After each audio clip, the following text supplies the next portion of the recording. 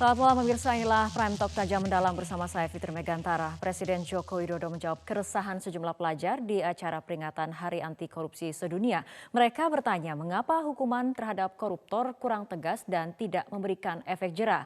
Sebetulnya kemudian Jokowi mengatakan ancaman hukuman mati ini sudah ada di dalam Undang-Undang Tipikor, tepatnya di Undang-Undang Nomor 31 tentang Tindak Pidana Korupsi, namun dalam Undang-Undang di Pasal 2 tepatnya, pemberatan bagi pelaku pidana korupsi ataupun dalam hal ini adalah hukuman mati ada kondisi-kondisi tertentu ataupun kasus-kasus tertentu, yaitu yang pertama adalah korupsi dilakukan terhadap dana peruntukan penanggulangan keadaan bahaya dan kemudian korupsi yang kemudian dilakukan untuk anggaran peruntukan bencana alam dan juga di kasus korupsi anggaran yang diperuntukkan untuk krisis ekonomi dan juga moneter dan mengulangi tindak pidana korupsi. Kasus-kasus inilah yang dimungkinkan dalam pasal 2 Undang-Undang Tipikor untuk dilakukan pemberatan hukuman ataupun hukuman mati.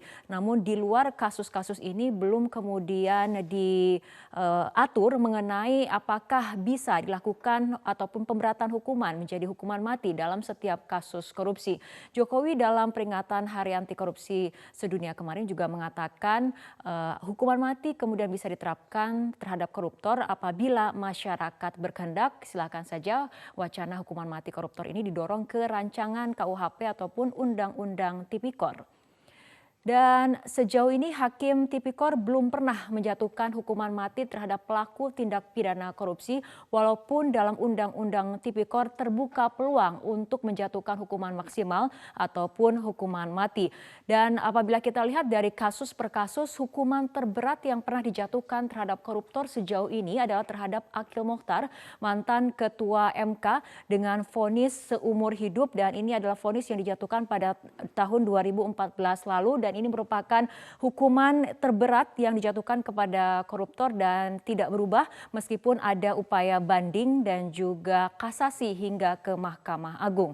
Dan mengenai adanya ataupun wacana hukuman mati terhadap koruptor ini kemudian mengundang dua argumentasi dalam dunia hukum pidana.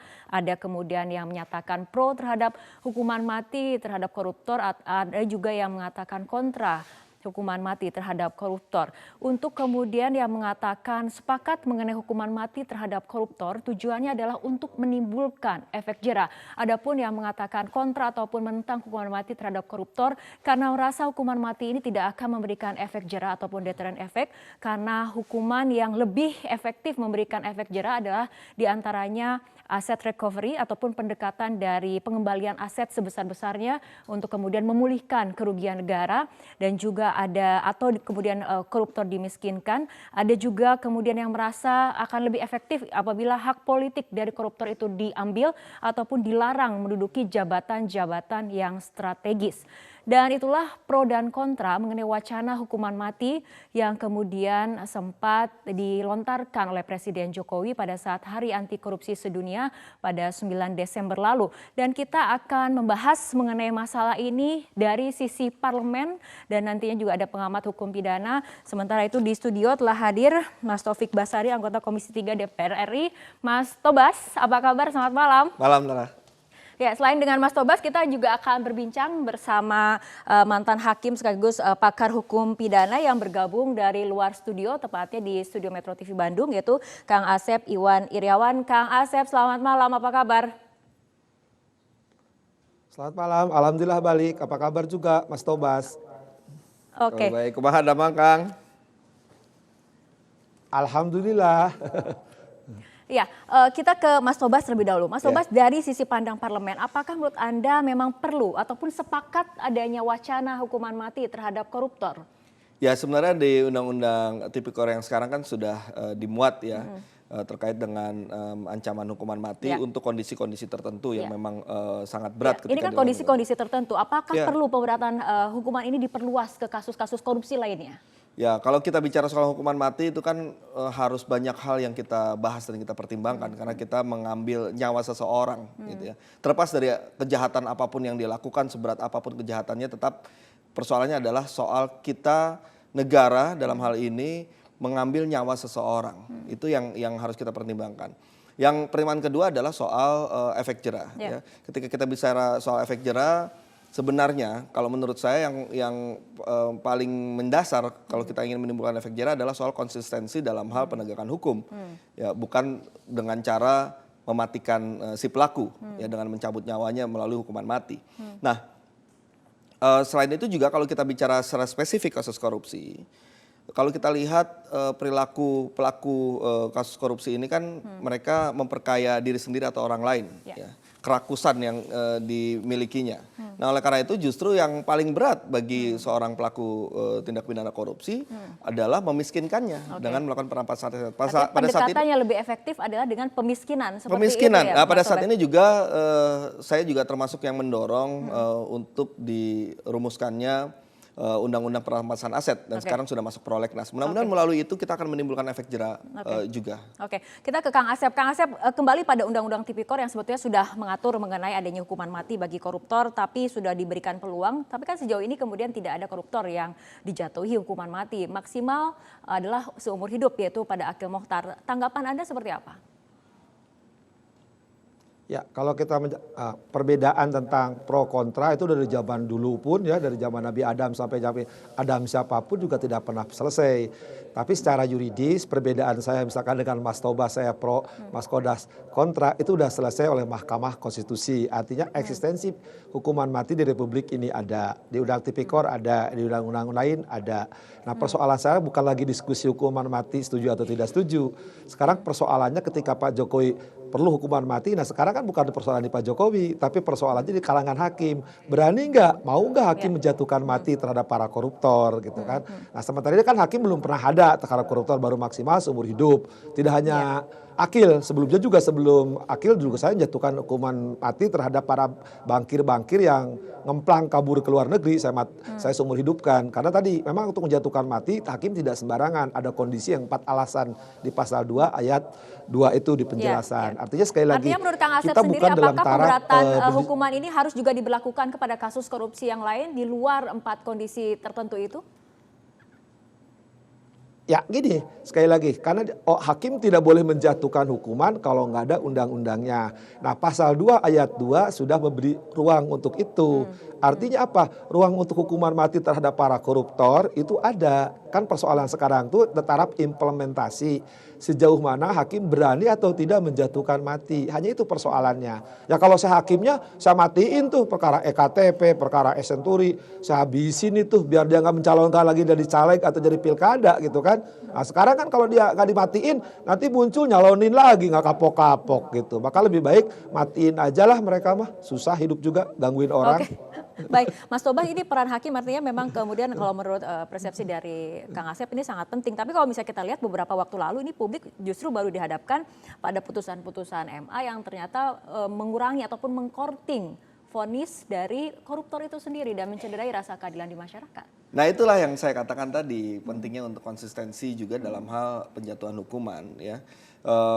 Ketika ada satu perkara yang kualitasnya sama, maka perkara tersebut juga penjatuhan hukumannya juga beratnya juga harusnya sama. Nah, tapi saya tidak bisa mengomentari putusan-putusan Mahkamah Agung yang terakhir ini karena harus mempelajari dulu apa pertimbangan hukumnya. Karena ketika kita menilai satu putusan hakim, ya itu kita harus melihatnya secara kasuistis. Apakah memang ada pertimbangan-pertimbangan tertentu yang membuat ada perubahan putusan dan sebagainya. Tapi terlepas dari itu semua, yang paling penting itu tadi, kalau misalnya ada satu perkara dengan tingkat beratnya peristiwanya, beratnya tindakan kejahatannya itu, ada kejahatan yang lain, harusnya kan sama-sama berat.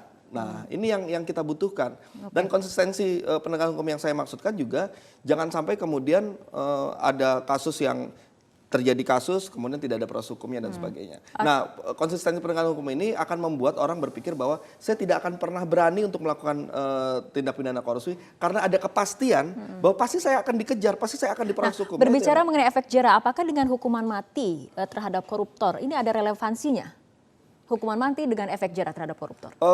Begini, kalau dari beberapa data yang saya miliki, selama ini memang misalnya ada negara-negara di berbagai negara ya yang menghapuskan hukuman mati atau melakukan moratorium terhadap hukuman mati itu ternyata tidak kemudian berdampak adanya penurunan atau kenaikan terhadap tingkat kejahatan. Ya artinya ketika hukuman mati dihapuskan, toh bukan berarti para pelaku kejahatan ini kemudian menjadi semakin marak.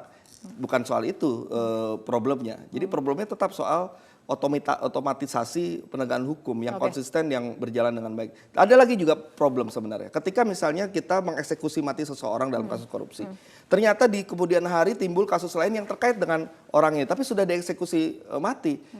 Padahal kita butuh keterangan dari orang yang bersangkutan. Lantas bagaimana kita berharap ada perluasan atau pengambahan dari kasus yang kemudian muncul pasca eksekusi terhadap orang yang penting yang kita harus gali keterangannya terkait dengan kasus yang lain lagi. Kalau misalnya dicabut nyawanya oleh Tuhan itu lain soal. Tapi karena ini negara yang melakukan itu, sementara berimbas pada kasus yang lain apabila terkait, nah itu yang jadi soal juga. Kita akan masih membahas mengenai relevansi antara hukuman mati dengan efek jerat terhadap koruptor, tapi kita ikuti jeda berikut terlebih dahulu.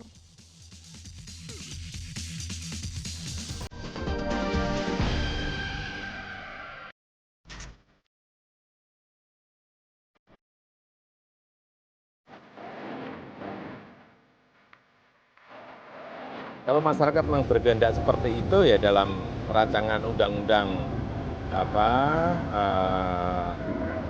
pidana, tipikor itu dimasukkan. Tapi sekali lagi juga tergantung kepada yang ada di legislatif. Ini kan jadi inisiatif pemerintah, Pak. Ya bisa saja kalau memang itu kehendak dari masyarakat.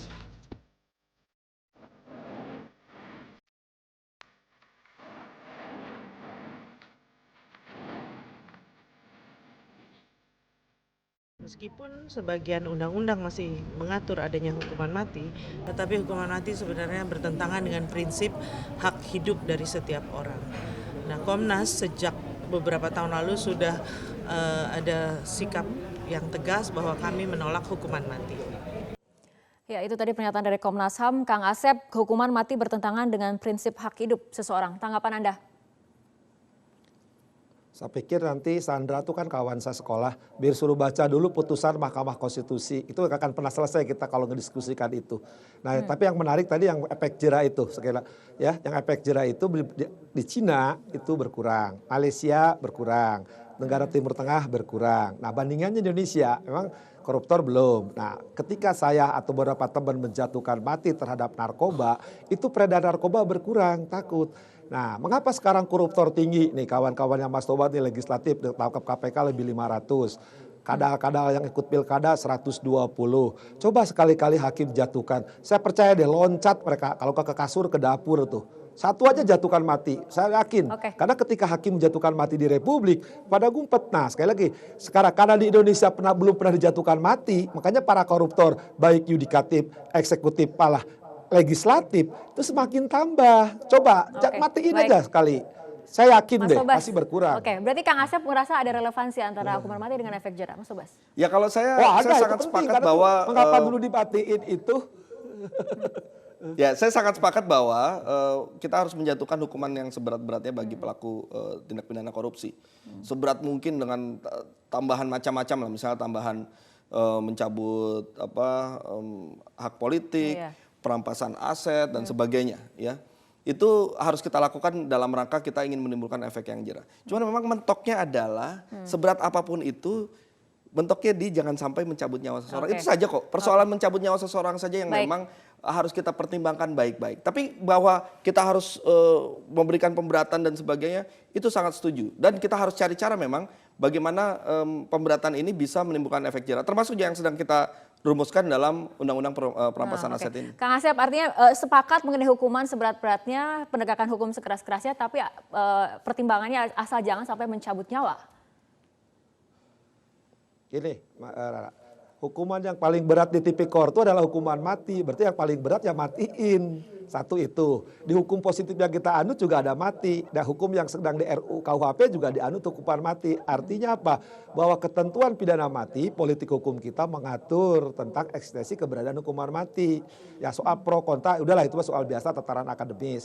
Kan persoalan sekarang, bagaimana sekarang mendorong Jaksa Agung supaya nuntut mati, mendorong para hakim dari tingkat PN, PT sampai Mahkamah Agung, ya matiin. Mereka gini kan dimati, ketika alasan mati coba, orang sedang bencana.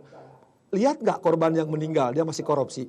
Bagaimana orang sedang krisis moneter, masih dia ngerampok duit negara. Nah, korban kelakuan para koruptor ini mematikan ribuan. Daripada dia mematikan ribuan anak bangsa, kita tidak sekolah, tidak sehat, yang lebih baik virus kematian kita matiin, selesai kok. Ya. Sederhana Bagaimana bagi dengan saya berpikirnya. dengan langkah lain selama seperti hukum pemiskinan, mencabut hak politik ataupun melarang duduk di jabatan yang strategis? Apakah itu tidak akan juga memberikan itu efek mah jerah tidak menurut Kang kapok Asep? lah. Makanya mereka kan KPU membuat aturan dulu, koruptor tidak mencalonkan. Kalau mereka nggak dimatiin, mereka hidup, nanti dapat tadi remisi, grasi, pengurangan. Nah, mereka nggak kapok-kapok, kan terbukti kejadian. Ada 2 kepala daerah di Jawa, sudah koruptor nyalonin lagi, nggak kapok. Nah, coba kalau dimatiin, nggak akan nyalonin dia, udah selesai menghadap Tuhan yang Maha Kuasa gitu kan.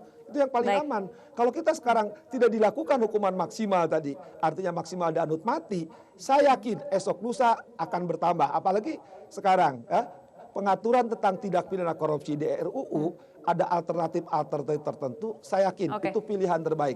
Tadi yang katakan Mas Tobas saya setuju sekali. Misalkan perampasan aset. Kalau aset dirampas ringan, yang penting tuh yang jangan aset yang dirampas, nyawanya koruptor itu yang dirampas. Oke, Kang Asep, Mas Tobas. Ini Kang Asep tetap bersikukuh dengan alasan dan pertimbangannya mengenai urgensi ataupun relevansi antara hukuman mati dengan efek jerah. Sementara Mas Tobas ada pertimbangan lain. Nah, kita akan lanjutkan perbincangan, tapi kita ikuti jeda berikut terlebih dahulu.